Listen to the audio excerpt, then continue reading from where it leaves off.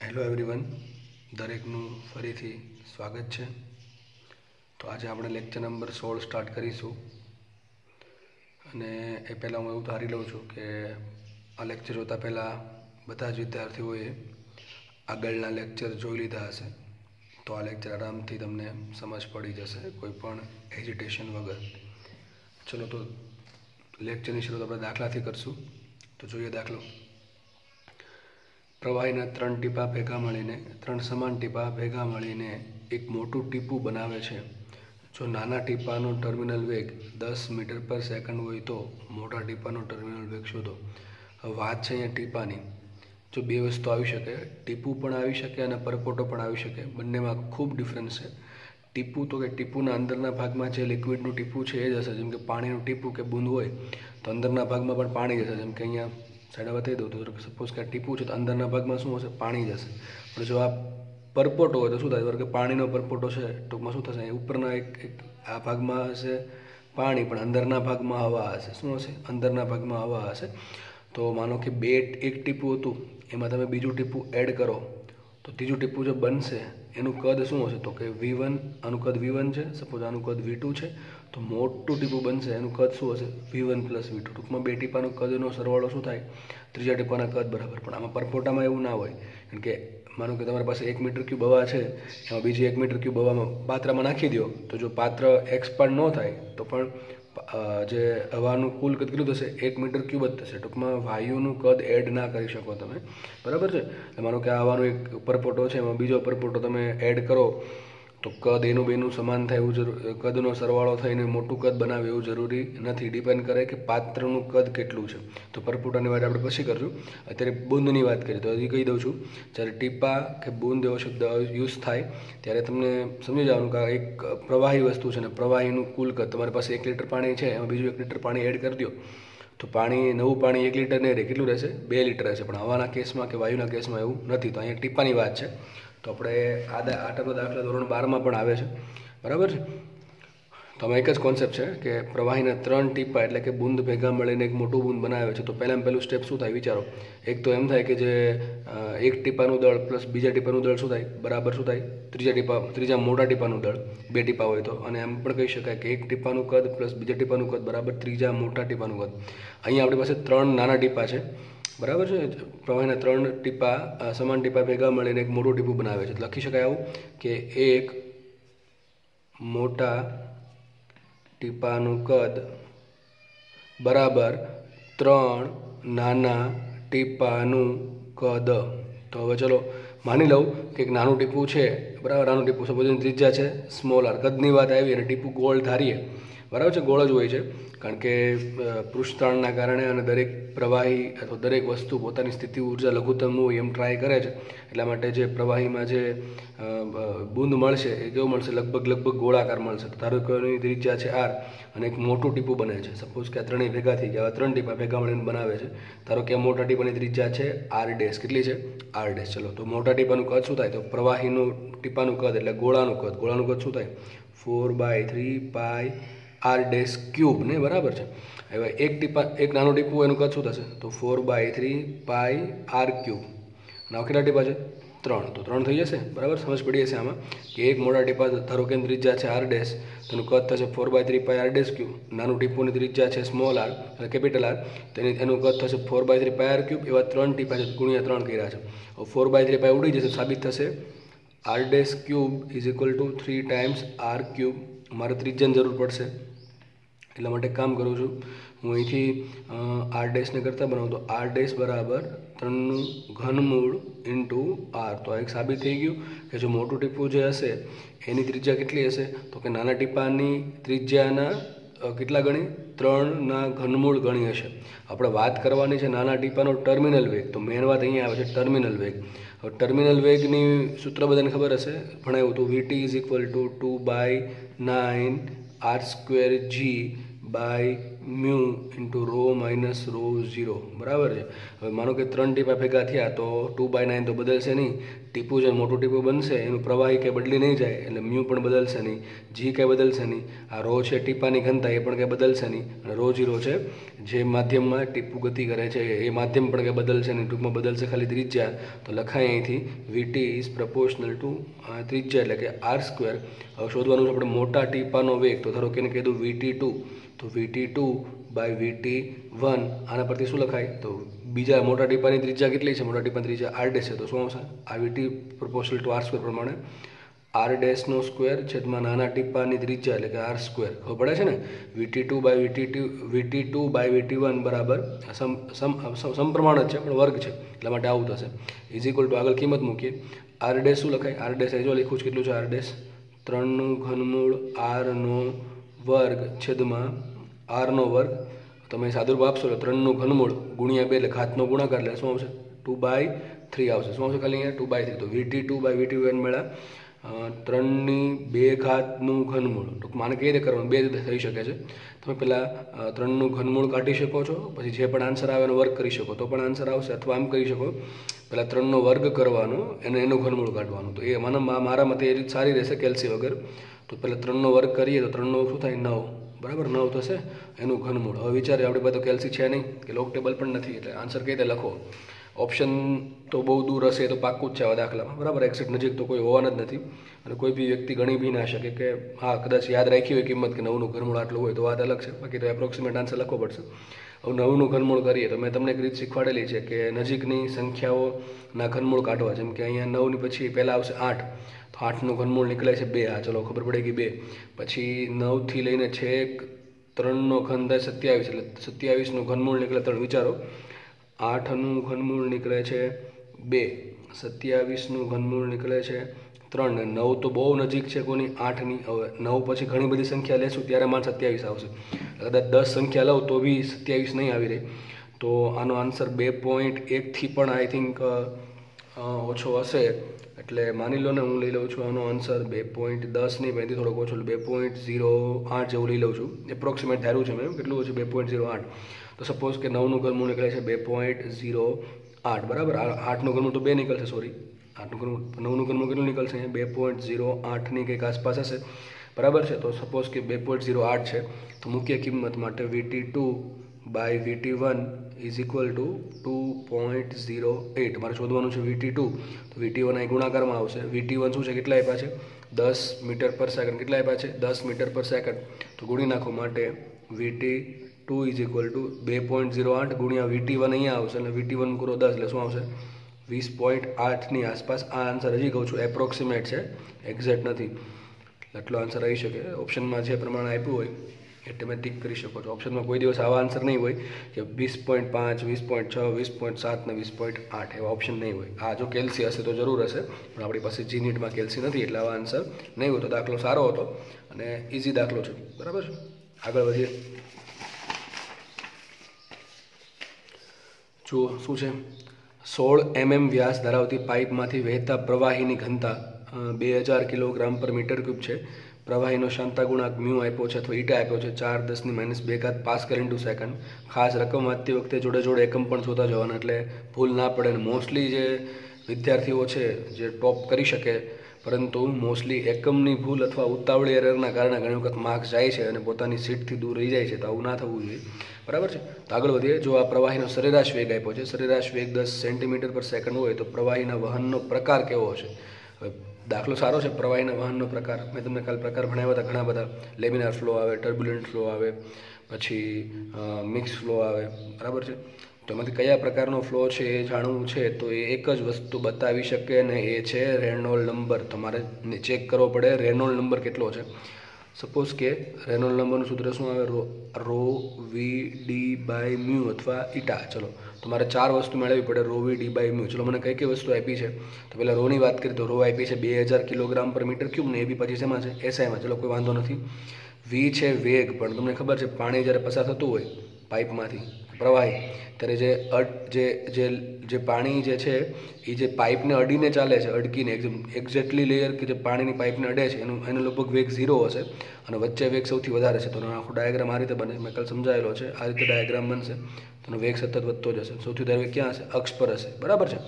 તો આમાં દરેક લેયરનો વેગ તો અલગ અલગ છે. તો મારે વેગ લેવો કયો? તો શું લેવાનું? સરેરાશ વેગ. અને તમે સરેરાશ વેગ ઓલરેડી આપી દીધો છે, પણ એ 10 સેન્ટીમીટર પર સેકન્ડ. શું કરશું આપણે? 10 અને સેન્ટીમીટર શું કહેવાય? 1/100 ને મીટર પર સેકન્ડ. શું થાય? 1/10 મીટર પર સેકન્ડ. શું આવશે આનો આન્સર? 1/10 મીટર પર સેકન્ડ.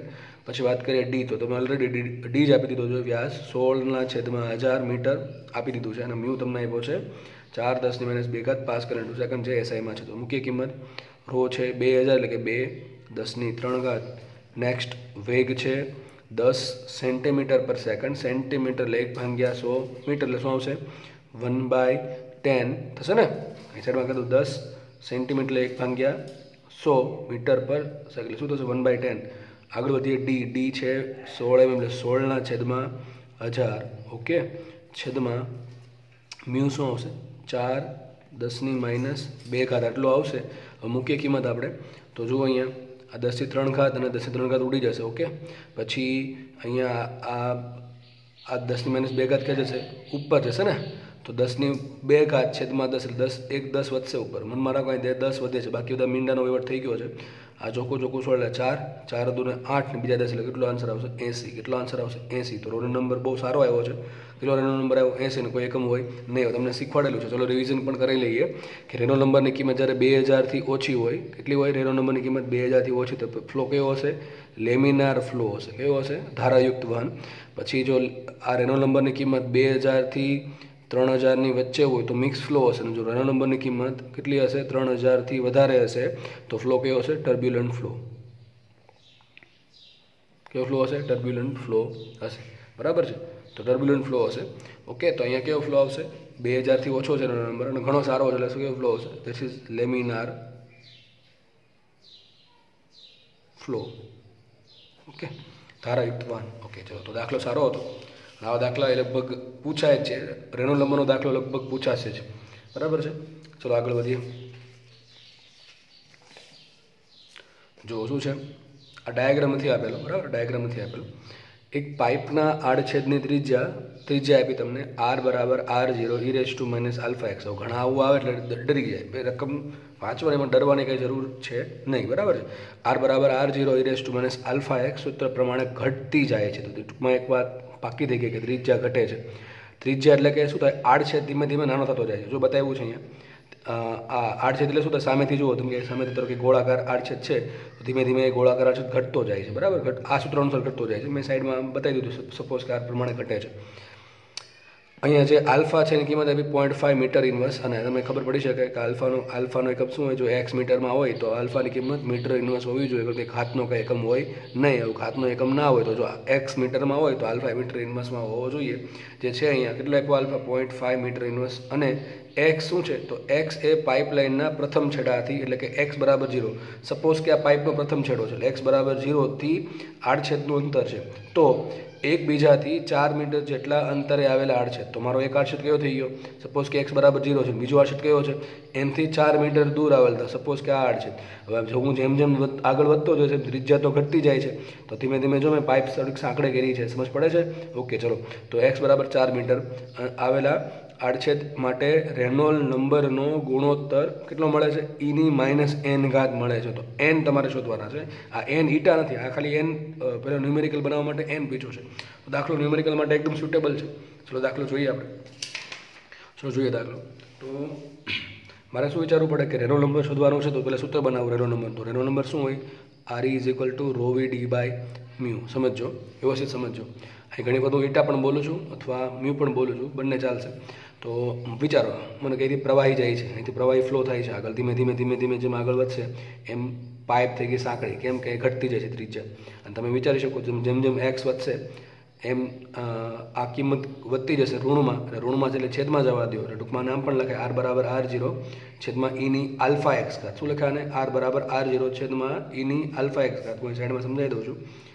આર બરાબર R0 e raise to alpha x. હવે આલ્ફા તો અચળ છે, હું જેમ જેમ જેમ એક્સ વધારતો જઈશ એમ ઉપરની ઘાત વધતી જશે, ઉપરની ઘાત જેમ વધતી જશે ધન ઘાત, તો એ પ્રમાણે આનો આન્સર પણ ધીમે ધીમે વધતો જશે. તો છેદ ધીમે ધીમે વધતો જશે, તો છેદ ધીમે ધીમે વધતો જશે, ત્રિજ્યા ધીમે ધીમે ઘટતી જશે, કારણ કે R0 તો અચળ છે.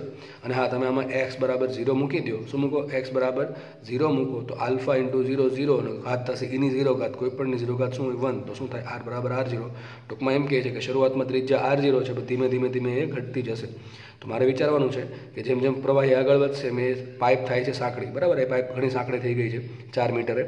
તો મને એમ કહો, અહીંયા જે માનો કે પાણી ફ્લો કરે, સમજવા માટે લઈએ, પાણી ફ્લો કરે છે, પાણી આગળ, અહીંયા પાણીની ઘનતા કેટલી હશે? રો, ધારો સપોઝ કે રો છે, તો પાણી આપણે પ્રવાહી શેમાં લીધું? દબનીય કે અદબનીય? અદબનીય. અદબનીય કોને કહેવાય? કે જેની ઘનતામાં ચેન્જ થાય નહીં. તો માનો કે આપણે આખા ચેપ્ટરમાં પાણીને અથવા પ્રવાહીને અદબનીય માનીએ, તો પાણી અહીંથી અહીંયા ફ્લો કરશે, થોડુંક અદબનીય હોવાના કારણે ઘનતામાં કોઈ ફેરફાર થશે નહીં, ટૂંકમાં રોમાં કોઈ ફેરફાર થાય નહીં. પછી બીજી વાત છે મ્યુ. મ્યુ કોના પર ડિપેન્ડ કરે? પ્રવાહીની જાત પર. પાણીનું પાણી જ રહે છે કે બીજું કંઈ થઈ જાય છે? પાણી જ રહે છે. અને બીજું ડિપેન્ડ કરે તાપમાન પર. તાપમાનના ચેન્જને આપણે અત્યારે અવગણીએ તો મ્યુ પણ કેવું રહેશે? અચળ રહેશે. ચલો આગળ વાત કરીએ વેગ. તો વિચારો, અહીંયા પાઇપ થોડીક પહોળી છે ને અહીં પાઇપ થોડીક સાંકડી છે, તો એરિયા ઘટે છે કે વધે છે? તો કે એરિયા ઘટે છે. હવે જો એરિયા ઘટતો હોય તો વેગ કોઈ દી અચળ રહે નહીં. તમને ખબર, પેલું પાઇપનું મેં તમને એક્ઝામ્પલ આપ્યું હતું ગાર્ડનિંગવાળું, પેલું કન્ટિન્યુટી ઇક્વેશન, એવી બરાબર અચળ. તો પહેલી વાત તો એ થઈ ગઈ કે પાઇપ પહોળી હતી, બધી સાંકડી થઈ ગઈ, એટલે વેગ અચળ છે નહીં. પછી ત્રીજી વાત, ચોથી વાત છે વ્યાસ. તો કે ત્રિજ્યા ઘટે છે તો વ્યાસ પણ અચળ હોઈ શકે નહીં. તો આમાંથી 4 વસ્તુમાંથી 2 વસ્તુ અચળ છે, એટલે કે રો અને મ્યુ અચળ છે, પણ વી અને ડી અચળ નથી. તો લખાઈશું રેનોલ્ડ નંબર ઇઝ પ્રપોર્શનલ ટુ વીડી. વી છે વેલોસિટી અને ડી છે એનો વ્યાસ. હવે તમને ત્રિજ્યાની વાત કરી એટલે ટૂંકમાં વ્યાસ તો આવી જાય. ચલો બે બાજુ બે વડે ગુણી નાખો તો વ્યાસ મળી જશે. વાત કરીએ વેગની. વેગનું કાંઈ ચોખવટ પાડી છે ને એને પાડશે પણ નહીં, કારણ કે આપણું એક ઇક્વેશન છે બહુ સારું, કયું? એવી બરાબર અચળ. ચલો એક કામ કરું, હવે માનો કે આને કહી દઉં છું 1 નંબર, આને કહી દઉં છું 2જો નંબર, તો લખાઈશું રેનોલ્ડ નંબરનો ગુણોત્તર, એટલે કે રેનોલ્ડ નંબર 1 છેદમાં રેનોલ્ડ નંબર 2. અહીંયા કેટલો રેનોલ્ડ નંબર છે? અહીંયા કેટલો છે? બરાબર. શું લખાય? V1 D1 છેદમાં V2 D2. હવે મારે શોધવું પડે V1 બાય V2 અને D1 બાય D2 નો ગુણાકાર. ચલો તો V1 બાય V2 શોધીએ. પહેલાં તો કન્ટિન્યુટી ઇક્વેશન યુઝ કરીએ. સપોઝ કે અહીંયા એરિયા છે A1, વેગ છે V1, અહીંયા એરિયા છે A2, વેગ છે V2. તો લખાઈશું એ કન્ટિન્યુટી ઇક્વેશન A1 V1 બરાબર A2 V2. મારે કામ કોનું છે? V1 by V2. તો V1 બાય V2 બનાવો તો V1 બાય V2 બરાબર A2 બાય A1. શું લખાય? A2 by A1. પણ તમને એરિયા આપ્યો નથી આપ્યો? નથી આપ્યો. તેની જગ્યાએ શું આપ્યું છે? ત્રિજ્યા આપેલી છે. શું આપેલી છે? ત્રિજ્યા આપેલી છે. શું કરશું આપણે? બોલો, આને શું લખાય? બોલો એરિયાને પાઈ R2² ને? હા, પાઈ R2², પાઈ R² પ્રમાણે, અને અહીંયા આવશે પાઈ R1². થશે કે નહીં? આવું થશે. થશે કે નહીં? ચલો મૂકીએ કિંમત. તો મને V1 બાય V2 મળી ગયા. શું મૂકું છું? રેનોલ્ડ નંબર 1 છેદમાં રેનોલ્ડ નંબર 2 ઇઝ ઇક્વલ ટુ મૂકીએ પાઈ R2² છેદમાં પાઈ R1² ઇન્ટુ D1. તો D1 ને ત્રિજ્યામાં શું લખાય? વ્યાસ બરાબર 2 ગુણ્યા ત્રિજ્યા. શું આવશે અહીંયા? 2R1 છેદમાં અહીંયા આવશે 2R2. તો સાબિત શું થયું? રેનોલ્ડ નંબર 1 છેદમાં રેનોલ્ડ નંબર 2, રેનોલ્ડ નંબર 1 છેદમાં રેનોલ્ડ નંબર 2. આ પાઈ કેન્સલ, 2 કેન્સલ. અહીંયા R2² બાય R2, તો ઉપર એક R2 વધશે, અને અહીંયા R1² બાય R1, તો નીચે એક R1 વધશે. તો અહીં શું લખાય? R2 by R1. સમજ પડી ગઈ? હું પાછળના પેજમાં લખું છું. R2 શું લખાય? બોલો R2 એટલે શું થાય? R2 બરાબર R0 e raise to minus alpha into x2. R1 શું લખાશે? R0 અચળ છે, R0 અચળ, E અચળ, આલ્ફા અચળ, ખાલી x2 બદલાશે, અહીંયા x1 x2 આવશે. તો R1 બરાબર R0 e raise to minus alpha x1, R2 બરાબર R0 e raise to minus alpha x2. તો મારે R2 બાય R1 લખવાના છે. તો આપણે પાછળ ગણતરી કરી દઈએ. તો RE1 બાય RE2 બરાબર હતું R2 by R1, R2 by R1. તો શું લખાય? R2 બરાબર R0 e raise to minus alpha x2 છેદમાં R0 e raise to minus alpha x1. R0 ઉડી જશે, e raise to minus alpha x2 છેદમાં e raise to minus alpha x1. ચલો x2 ને x1 તો અહીં લખેલું છે વોટ ઇઝ x? તો एक्स ए पाइपलाइन प्रथम छेड़ाथी आड़छेदનું અંતર તો એકબીજાથી 4 મીટર જેટલા અંતર આવેલા આડછેદમાં જ્યારે એનો નંબરનો ગુણોત્તર તો એક આડછેદમાં લીધો છે આ અને એક આડછેદ લીધો છે આ. આના માટે x1 કેટલા છે? x1 છે 0 અને x2 છે કેટલા? 4. ફરીથી રિપીટ કરું છું. પ્રથમ છેડા અને 4 મીટર દૂર આવેલા છેડા માટે રેનો નંબરનો ગુણોત્તર શોધવાનો છે. તો પ્રથમ છેડાથી અંતર 0 મીટર છે અને આ બીજા છેડાનું પ્રથમ છેડાથી અંતર છે 4 મીટર. તો મારા માટે x1 થશે 0 અને x2 થશે 4 મીટર, કારણ કે x શું છે એ પ્રથમ છેડાથી બીજા છેડાનું કેટલું અંતર છે એ છે. તો આનું કેટલું અંતર છે? અહીંથી 4 મીટર, એટલે x2 4 મીટર થશે અને x1 થશે 0 મીટર. તો ચલો મૂકીએ. x2 મૂકું, સાઈડમાં લખી દઉં છું. x2 બરાબર લખીએ કેટલા? 4 અને x1 બરાબર 0 મૂકો. વિચારો તો એ લખશું આપણે r રેનો નંબર 1 છેદમાં રેનો નંબર 2 ઇઝ ઇક્વલ ટુ અહીંયા x2 મૂકો 4. ચલો એ શું આવશે? e raise to minus alpha into 4 આવું થશે ને છેદમાં e raise to minus alpha અને x1 મૂકો 0 તો ઇન્ટુ 0. તો આલ્ફા ઇન્ટુ 0 શું થાય? આલ્ફા ઇન્ટુ 0 0 તો શું આવશે? ઈની માઇનસ 0 ઘાત. કોઈ પણની 0 ઘાત શું થાય? 1. તો શું આવશે અહીં answer? e raise to minus 4 alpha. શું આવશે? e raise to minus 4 alpha. આલ્ફાની કિંમત મૂકીએ માઇનસ 4 ઇન્ટુ આલ્ફા કેટલા છે? આલ્ફા છે 0.5. કેટલા છે આલ્ફા? 0.5. તો ઇન્ટુ 0.5 કરી દઈએ તો 4 ઇન્ટુ 0.5 કેટલા આવશે? 2. તો શું આવશે? e raise to minus 2. કેટલા આવશે? e raise to minus 2. Question શું હતો? રેનો નંબરનો ગુણોત્તર છે e raise to minus n. તો e raise to minus n ને સરખાવો તમે e રેસ ટુ માઇનસ 2 સાથે તો શું લખી શકાય? n બરાબર 2. તો શું આન્સર આવશે? That is n is equal two 2. તો તમારે આ દાખલો ન્યુમેરિકલમાં પૂછાઈ શકે. બરાબર છે. તો શું આન્સર આવી ગયો? n ઇઝ ઇક્વલ ટુ 2 એવો આન્સર આવશે. દાખલો મારા માટે તમારે ફરીથી એવું લાગે તો ફરીથી તમે વિડીયો રિપીટ કરીને જોઈ શકો છો. દાખલો સારો હતો. બરાબર છે. મેથેમેટિકલ કેલ્ક્યુલેશન થોડીક હતી પણ એ પણ સમજવા લાયક હતી. તો આગળ વધીએ. શું છે જો 100 સેન્ટીમીટર લંબાઈ ધરાવતી પાઇપના અક્ષથી અનુક્રમે 0.2 સેન્ટીમીટર અને 0.6 સેન્ટીમીટર અંતરે આવેલા બે નળાકારીય સ્થળોનો વેગ 10 સેન્ટીમીટર પર સેકન્ડ તથા 5 સેન્ટીમીટર પર સેકન્ડ છે. ઓકે. પ્રવાહીનો શાંતા ગુણાંક છે 10 પોઈઝ હોય તો બે સ્તરો વચ્ચેનું શાંતા બળ શોધો. હવે રકમ વાંચીને એટલી ખબર પડી ગઈ છે કે દાખલામાં બધે સેન્ટીમીટર છે. જુઓ લંબાઈ સેન્ટીમીટર છે, આ જે અક્ષથી અંતર આપ્યું છે 0.2 0.6 સેન્ટીમીટર, સ્તરોનો વેગ છે સેન્ટીમીટરમાં અને શાંતા ગુણાંકનો એકમ 10 પોઈઝ, એ પણ CGS છે. ટૂંકમાં મારું જે શાંતા બળ જો આ પ્રમાણે જાઉં સિસ્ટમ એકમ આ પ્રમાણે રાખું તો શાંતા બળ પણ CGSમાં મળે. એટલે ટૂંકમાં બળ જે છે એ CGSમાં મળે અને બળનો એકમ થાય ડાયન, CGS એકમ. તો મારો આન્સર ડાયનમાં આવશે. તો હું એ પ્રમાણે વિચારી લઉં છું કે ભાઈ આન્સર ડાયનમાં આવશે. બરાબર છે. ચલો દાખલો ગણીએ આપણે. તો અહીંયા જુઓ શું કીધું છે? 100 સેન્ટીમીટર લંબાઈ ધરાવતી પાઇપની અક્ષથી અનુક્રમે. એક કામ કરો, હું ડાયાગ્રામ બનાવી દઉં પહેલાં. મને કે તમે પાઇપને સામેથી જુઓ છો, એક્ઝેક્ટ સામેથી જુઓ તો આવું કંઈક દેખાશે. સપોઝ કે આ પાઇપ છે, હું તો આવું દેખાય સામેથી જુઓ છો એટલે. અને આ થઈ ગઈ એની અક્ષ. આને જો સામેથી જુઓ ટૂંકમાં અહીંથી આ એનો ફ્રન્ટ વ્યૂ છે. હું કહું સાઈડ વ્યૂમાંથી જુઓ, સાઈડ વ્યૂમાંથી તો સાઈડ વ્યૂ કંઈક આવું કંઈક હશે, ગોળ પાઇપ. બરાબર કે નહીં? ઓકે ચલો આવું કંઈક હશે, દેખાશે આપણને.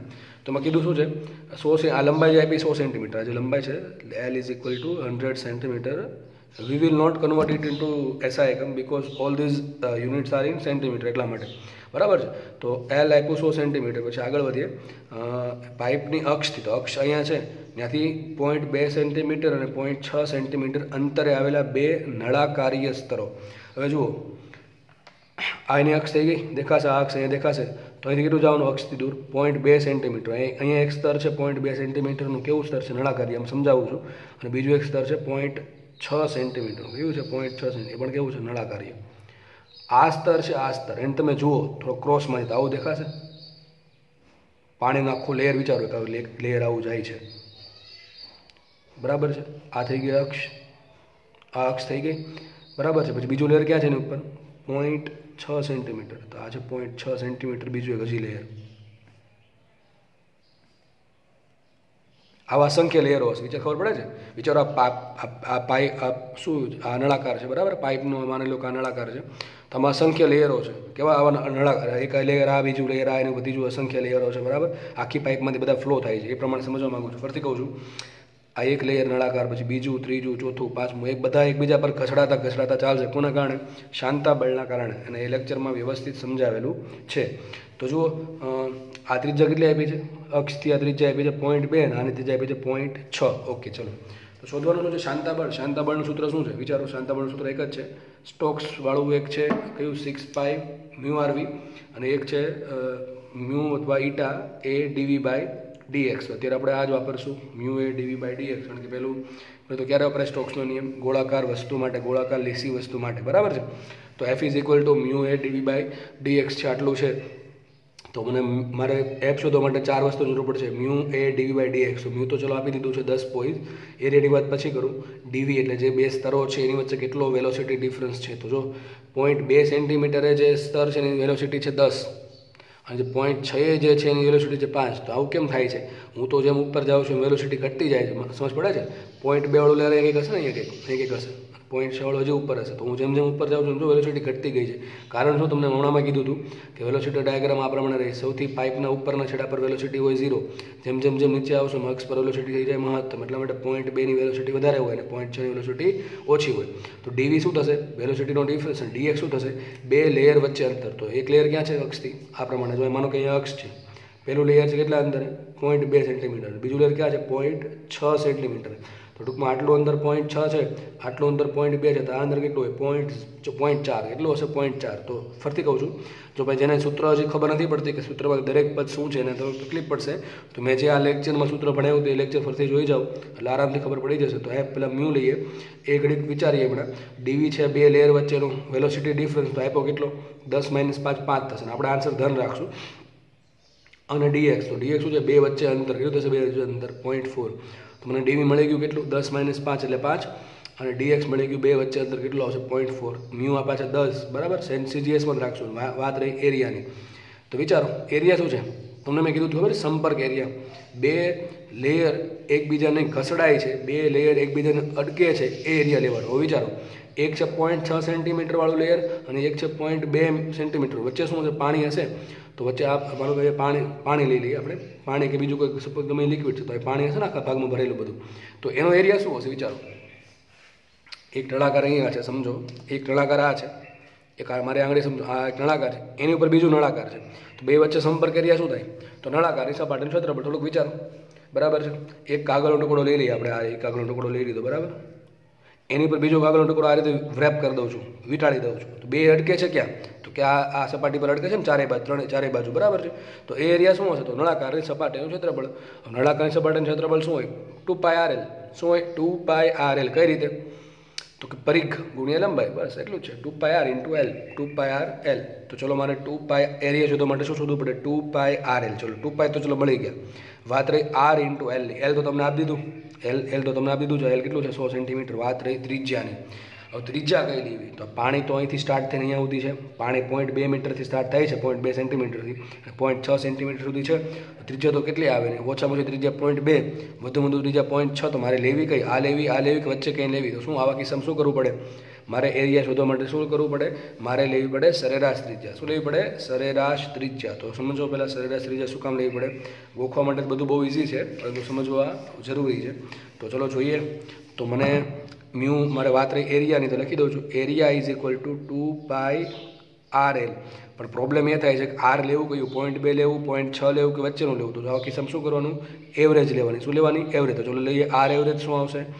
આર એવરેજ બરાબર બેનો સરવાળો ભાગ્યા 2 એટલે શું આવશે? 0.2 સેન્ટીમીટર સૌથી ઓછી ત્રિજ્યા પ્લસ 0.6 સેન્ટીમીટર છેદમાં 2 એટલે કેટલું થાય? 0.6 પ્લસ 0.2 0.8 છેદમાં 2 એટલે કેટલે આવે? 0.4 સેન્ટીમીટર. તો ચલો મને બધી વસ્તુ મળી ગઈ છે. 2πrl પ્રમાણે એરિયા મળી ગયો. મ્યુ આપ્યું છે, એરિયા શોધી નાખ્યો. ડીવી ચલો લખી દઉં છું અહીંયા. ડીવી શું આવશે? બે લેયર વચ્ચેનો વેલોસિટી ડિફરન્સ. તો શું આવશે? 10 - 5. એક્ઝેક્ટ તમે કિંમત મૂકશો તો આન્સર માઇનસમાં આવશે, કારણ કે બળ છે ગતિનો વિરોધ કરે એટલા માટે. તો આવશે 5 સેન્ટીમીટર પર સેકન્ડ. અને વાત રહી છેલ્લે ડીએક્સ. તો ડીએક્સ એટલે શું થાય? બે લેયર વચ્ચેનું અંતર. એમણે સમજાવ્યું પ્રમાણે કેટલું આવશે? 0.4 સેન્ટીમીટર. ઓકે, મૂકીએ કિંમત. તો એફ ઇઝ ઇક્વલ ટુ, અને મારો એફનો આન્સર સીજીએસમાં આવશે. આ આવશે 10 પોઈસ. તો 10 મ્યુ કેટલા છે? 10 પોઈસ છે, બરાબર છે. 10 અને પોઈસ પોતે સીજીએસ એકમ છે એટલે વાંધો નહીં. 10 ઇન્ટુ એરિયા મૂકો 2πrl. 2π ઇન્ટુ આર કેટલા આવશે? 0.4. કેટલા આવશે? 0.4 ઇન્ટુ એલ છે કેટલા? 100 સેન્ટ એટલે 100 સેન્ટીમીટર કે 10⁻².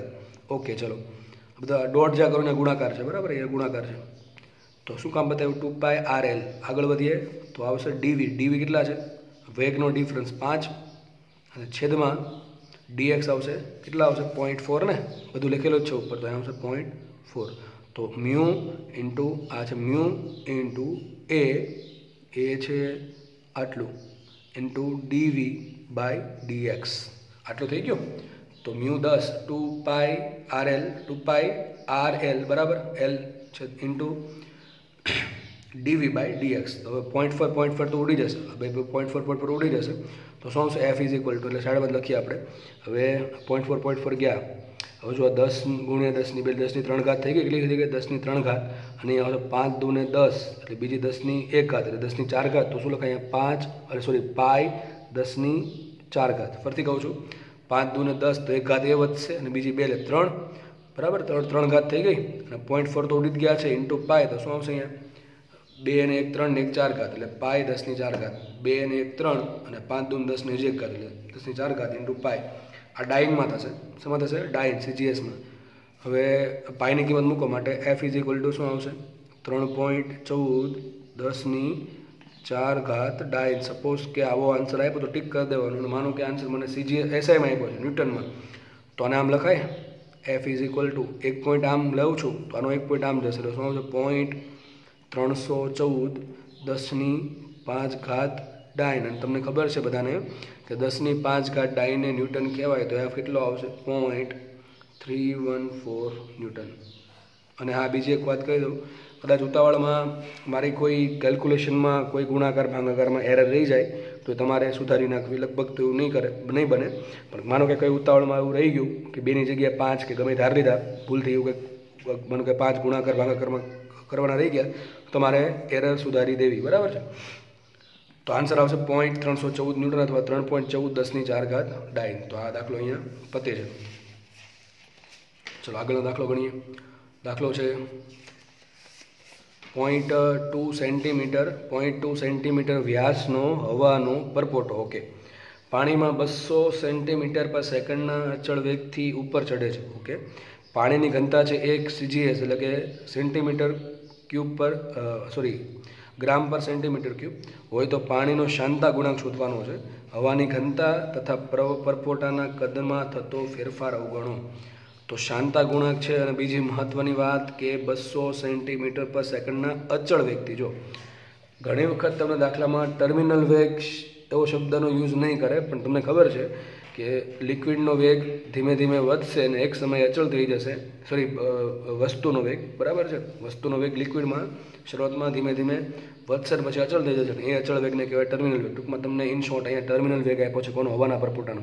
અને તમને સમજાવેલું છે ટર્મિનલ વેગમાં કે હવાનો પરપોટો છે એની ઘનતા હવાની ઘનતા માનો કે પાણી છે અહીંયા ધારો કે પરપોટો ઉત્પન્ન થયો તો પરપોટોમાં અંદર હવા છે અને હવાની ઘનતા પાણીની ઘનતા કરતાં ઓછી હોય. તમને વસ્તુ ખબર છે કે જેની ઘનતા ઓછી હોય ક્યાં જાય ઉપર જાય ક્યાં ચડશે ઉપર ચડો. ધીમે ધીમેનો વેગ પહેલાં 0 હશે જ્યારે ઉત્પન્ન થયું ત્યારે વેગ 0 પણ જેમ જેમ ઉપર વધશે એનો વેગ વધતો જશે અને એક સમય એવો આવશે કે એનો વેગ થઈ ગયો અચળ અને આ વેગને કહેવાય ટર્મિનલ વેગ. તો દાખલો ગણીએ તો અમારે ટર્મિનલ વેગની સૂત્ર મૂકવું પડશે. તો શું લખાય ટર્મિનલ વેગનું સૂત્ર?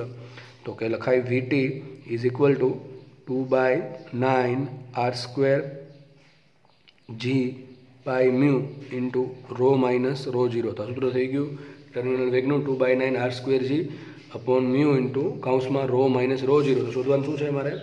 શાંતા ગુણાંક શોધવાનો છે. તો શાંતા ગુણાંક eta is equal to mu is equal to 2/9 r² g છેદમાં VT કૌંસમાં રો માઇનસ રો 0. રો શું છે? What is raw? રો છે જે ગતિ કરે છે એની ઘનતા અને રો 0 છે જેમાં ગતિ કરે છે. ટૂંકમાં થશે વસ્તુ એટલે કે પરપોટો કે ગોળો જે હોય અને રો 0 થશે શું? પાણીની ઘનતા. અહીંયા શું મૂકવું પડશે મારે? અહીંયા મૂકવું પડશે મારે હવાની ઘનતા કારણ કે પરપોટો શેનો બન્યો છે? પરપોટો શેનો બન્યો? હવા. તો મારે મૂકવી પડશે હવાની ઘનતા માઇનસ પાણીની ઘનતા. હવાની ઘનતા લગભગ હોય 1.29 કિલોગ્રામ પર મીટર ક્યુબ. પાણીની ઘનતા હોય 1000 કિલોગ્રામ પર મીટર ક્યુબ. વિચારો આ છે લગભગ 1 જેટલું આ છે 1000 ગણું વધારે બરાબર. 1000 ગણું નહીં પણ 900 સમથિંગ વધારે ગણું છે. તો એક કામ કરીએ એ રકમમાં તમે કીધું છે કે હવાની ઘનતા જો શું લખ્યું છે જો હવાની ઘનતા અવગણવાની છે. તો ટૂંકમાં આપણે શું કરશું અહીંયા 1.29 મૂકશું નહીં અને તમને ઘનતા આપી પણ નથી એટલે લગભગ આપણે શું કરશું અવગણી નાખશું. અહીંયા આગળ આવશે માઇનસ. માઇનસ શું બતાવે? માઇનસ એમ બતાવે છે કે વેગ વિરુદ્ધ દિશામાં છે એટલે આપણે માઇનસ પણ લેશું નહીં. શું મૂકશું? ટૂંકમાં આપણે રો મૂકશું 0. શું મૂકશું અહીંયા? રો 0 મૂકશું ને માઇનસ પણ ભૂલી જશું એટલે શું આવશે અહીંયા? હજી કહી દો માઇનસ શું બતાવે કે વેગ ઋણ છે. મેં તમને થિયરીમાં કીધેલું છે વેગ ઋણ છે, વેગ ઋણ છે એટલે ઉપર જાય છે, તો માઇનસ શું બતાવશે? વેગ ઋણ બતાવશે. મારે કિંમતનું કામ છે, તો માઇનસ પણ ઘડીક સાઈડમાં રાખો. શું આવશે? ખાલી રો જીરો શું આવશે? પાણીની ઘનતા હજાર. તો ચલો કિંમત મૂકીએ. ઈટા ઇઝ ઇક્વલ ટુ 2/9 એમને રાખીએ ઇન્ટુ આર એટલે કે ત્રિજ્યા. તો પરપોટાની ત્રિજ્યા છે, હજુ એનો વ્યાસ આપ્યો છે 0.2 સેન્ટીમીટર. કેટલો આપ્યો છે? 0.2 સેન્ટીમીટર. અને બધી વસ્તુ શેમાં છે? જો બધી જ વસ્તુ છે શેમાં? સીજીએસમાં છે. તો હું આન્સર જે મારો આવશે ઈટા એટલે કે શાંતા ગુણકની પણ સીજીએસમાં એટલે કે પોઈઝમાં આવશે. ચલો કાંઈ વાંધો નહીં. તો વ્યાસ આપ્યો તમને 0.2 સેન્ટીમીટર, એના અડધા કરો તો મળશે ત્રિજ્યા. કેટલો મળશે? 0.1 સેન્ટીમીટર. અને 0.1 સેન્ટીમીટર તો લખી દો. 0.1 સેન્ટીમીટર એટલે શું આવશે? 0.1 સેન્ટીમીટરનો વર્ગ. ઓકે. જી, તો જીની એકમ જી શું છે? Gravitational acceleration. તો જીની કિંમત આપણે કેટલી ધારીએ? એપ્રોક્સિમેટ 10 ધારીએ છીએ, 10 મીટર પર સેન્ટીમીટર સ્ક્વેર ને. સમજો અહીંયા પણ આ એસઆઈમાં છે, મારે લેવું શેમાં પડશે? સીજીએસમાં લેવું પડશે. તો જીને સીજીએસમાં ફેરવવા માટે શું કરવું પડે? તો એમને રાખીએ, આ 10 એમને રાખું. મીટરને સમય ફેરવવા પડે સેન્ટીમીટરમાં, મીટરમાં એટલે 1 મીટર એટલે 100 સેન્ટીમીટર ને સેકન્ડ સ્ક્વેર એમને. તો જી બરાબર શું આવશે? 10 ગુણ્યા 16 કેટલા આવશે? 1000 સેન્ટીમીટર પર સેકન્ડ સ્ક્વેર. યાદ રાખો, આઈએસઆઈ એકમમાં જીની કિંમત 10 હોય અને સીજીએસમાં હશે 1000, અથવા એક્ઝેક્ટલી કહેવા જઈએ તો આપણે એસઆઈમાં હશે 9.81 અને સીજીએસમાં હશે 981. ગુણ્યા 1000 કરી દેવાના, બરાબર છે? સોરી, ગુણ્યા 100 કરવાના. એટલે મુખ્ય કિંમત જી આવશે કેટલા? 1000 લઈ લો અહીંયા, 10⁻³ ઓકે. હવે રો તો ચલો 0 મૂકા, માઇનસ સાઈડમાં રાખ્યું તો શું વધશે? રો જીરો એટલે પાણીની ઘનતા. પાણી જ કીધું છે ને? હા, પાણીમાં એટલે ઘનતા એટલે પાણીની ઘનતા આવશે. અને પાણીની ઘનતા શું થાય? જો હું કહી દઉં છું, શું છે? 2/9 કિંમત મૂકી, આર સ્ક્વેર છે, આ જીની કિંમત મૂકી છે. હજી સમજી લેજો, જીની કિંમત સીજીએસમાં મૂકવી પડે. એ તમે જો 10 મૂકશો તો આન્સર ખોટો આવશે. રો મૂકો 0, માઇનસ ભૂલો એટલે શું આવશે? રો જીરો શું થાય? રો જીરો આવશે. પાણીની ઘનતા કેટલી? હા, સીજીએસમાં મૂકશું કે એસઆઈમાં મૂકશું? તો કે ભાઈ એસઆઈમાં સીજીએસમાં મૂકવી પડે. અને એસઆઈમાં પાણીની ઘનતા છે 1000, પણ સીજીએસમાં 1 છે 1. તો હમણાં મારી પણ ભૂલ પડે જો મેં 1000 મૂક્યું હોત તો, કે સીજીએસમાં લેવાનું છે. છેદમાં 9 × વીટી. વીટી શું છે? પરપોટાનો વેગ. કેટલો છે વેગ? 200 સેન્ટીમીટર પર, એટલે ટૂંકમાં આવશે 200. થોડુંક વ્યવસ્થિત કરીએ તો ઈટા ઇઝ ઇક્વલ ટુ, ચલો મૂકીએ કિંમત, તો 2 એમને રાખીએ. અને ખાસ આવા દાખલામાં છે ને ભૂલ તો પડવી જ ના જોઈએ. આપણે આ હદે આવી ગયા હોય એક્ઝામમાં અને અહીંથી ભૂલ પડે પોઈન્ટની, એ જરા પણ સ્વીકાર્ય નથી આપણને. તો એ કેટલી ઘાત કહેવાય? 10⁻1 એનો વર્ગ કરો, 10⁻2. ચલો 10⁻2 ઓકે. આથી કી 10⁻3 અને ઘનતા મૂકી છે 1 સીજીએસમાં. છેદમાં 9 ગુણ્યા 2 ગુણ્યા 10⁻2. એવું કંઈક આન્સર આવે છે. હવે જુઓ શું છે, આનું કંઈક સોલ્યુશન લાવીએ આપણે. તો આ 10⁻3 ને ઉપર 10⁻2, 10⁵ થશે. કેવી રીતે થશે? સોરી આ બે તો કેન્સલ થઈ ગયા. આ 10⁻2 ઉપર 10⁻3 તો 10⁻1 વધશે. કેટલી વધશે? ઉપર 10⁻1, તો 10⁻1 વધશે. અહીં 10⁻2 પ્લસ 1 એટલે 10⁻1. તો શું આવશે? Eta is equal two 1/9 into 10⁻1. તને શું કહેવાય? 1/90 કહેવાય કે ના કહેવાય? શું કહેવાય? 1/90. વિચારો, ચલો ઘણાને એથી પ્રોબ્લેમ થાય તો એક કામ કરી દો. હજી 1/9નો આન્સર શું લાગે? શું આવે? 1/9, 10/9નો આન્સર શું આવે? 1 પોઈન્ટ સમથિંગ આવે કે ન આવે? અરે હજી હું ચલો નીચે સમજાવી દઉં છું, ઘણાને એથી ખબર નહીં પડે. તો 1/9 10⁻1. હજી પ્રોબ્લેમ હોય તો કામ કરું, 10 વડે ગુણું 10 વડે ભાગું, આટલું ચાલશે કે નહીં ચાલે? આમ પણ લખાય 10⁻9 10⁻2. વિચારો, 10/9નો આન્સર શું આવે? 1.11 આવે. કેટલો આવે? 1.11. એટલી ખબર હોવી જોઈએ. તો શું આવશે અહીંયા? 1.11 10⁻2. તો શું આવશે? 1/90 કરો, અથવા એમ ન ફાવે તો 100/90 કરો. બરાબર છે? પછી 2 મિનિટ કાપી લેવાનું, તો એ પ્રમાણે પણ આન્સર આવી જશે. તો મેં શું કર્યું? 1/9 હતા, 10 વડે ગુણ્યા, 10 વડે ભાંગ્યા, અને 10⁻2. બરાબર છે? 10⁻2 એટલે વધુ શું? 10/9. 10/9નો આન્સર શું આવે? 1.11 10⁻2. તો શું આવે? 1.11 10⁻2. સીજીએસમાં છે એટલે કહેવાય પોઈઝ. શું આવશે? પોઈઝ. બરાબર છે? તો આ દાખલો અહીંયા પૂરો થાય છે. તો આટલી ઘનતા પાણીની હશે, એટલે પ્રવાહી એટલે કે પાણીની ઘનતા આટલી હશે, 1.11 10⁻2 પોઈઝ. અને કેલ્ક્યુલેશન થોડીક રફલી છે. રફલી એટલા માટે છે કે જીની કિંમત કેટલી હોવી જોઈએ? અહીંયા 980 હોવી જોઈએ, પણ લીધી કેટલી આપણે? એક્ઝેક્ટલી હોવી જોઈએ 981, પણ લીધી છે 1000. કારણ કે આપણે જીને 9.1 નહીં, પણ આપણે 9.81 નહીં, પણ 10 લઈએ છીએ એટલા માટે. તો આનાથી થોડોક આન્સર ઓછો આવશે. હવે લગભગ તમે કહી શકો અહીંયા કે લગભગ 1.1 અથવા 1.08 સમથિંગ 10⁻2 પોઈઝ આવે. બરાબર છે? અને આન્સર એસઆઈમાં માંગ્યો હોય તમે શું કરશો? જો આન્સર એસઆઈમાં માંગશે તો તમે શું કરશો? હું રફ ડિલીટ કરી દઉં છું. તો ઈટા ઇઝ ઇક્વલ ટુ શું આવે 1.11 10⁻2 પોઈઝ. ચલો મારે આન્સર એસઆઈમાં જોઈએ એટલે કે પાસ્કલ ઇન્ટુ સેકન્ડમાં તમને કીધું હતું એક જે વિસ્કોસિટી છે ઈટા એનો એસઆઈ એકમ બરાબર 10 પોઈઝ થાય, યાદ હોય તો 10 પોઈઝ થાય તો પોઈઝ બરાબર શું લખાય 1/10 એસઆઈ. તો લખી શકાય આ રીતે 1.11 10⁻2 ને પોઈઝને શું લખાય 1/10 પાસ્કલ ઇન્ટુ સેકન્ડ. આ બધું ભણાવેલું છે તો શું હોય 1.11 10⁻3 પાસ્કલ ઇન્ટુ સેકન્ડ. તો એ તમે એક વસ્તુ યાદ રાખી શકો છો, લગભગ પાણીની જે વિસ્કોસિટી છે એ 10⁻3 પાસ્કલ ઇન્ટુ સેકન્ડ આવે. બરાબર છે. 1.11થી આન્સર ઓછો જ છે કારણ કે આપણે 1000 નહીં પણ 980 લેવા પડે એક્ઝેક્ટલી તમે ગણતરી કરતા હોય તો કેલ્સીથી. સમજ પડી ગઈ છે. તો આન્સર આવશે 10⁻3 pascal into second in SI એકમ. બરાબર છે. તો આજનો લેક્ચર આપણે અહીંયા રાખીએ. બરાબર છે. ઘણા દાખલા ગણાવ્યા છે આમાં અને દરેક દાખલાનો વ્યવસ્થિત અભ્યાસ કરવો. એમાં પણ કોઈ જગ્યાએ ડાઉટ રહે તો તમે કોમેન્ટ સેક્શનમાં અથવા પર્સનલમાં પૂછી શકો છો. બરાબર. ઓકે, ચલો મળીએ નેક્સ્ટ લેક્ચરમાં બધાને. Thank you.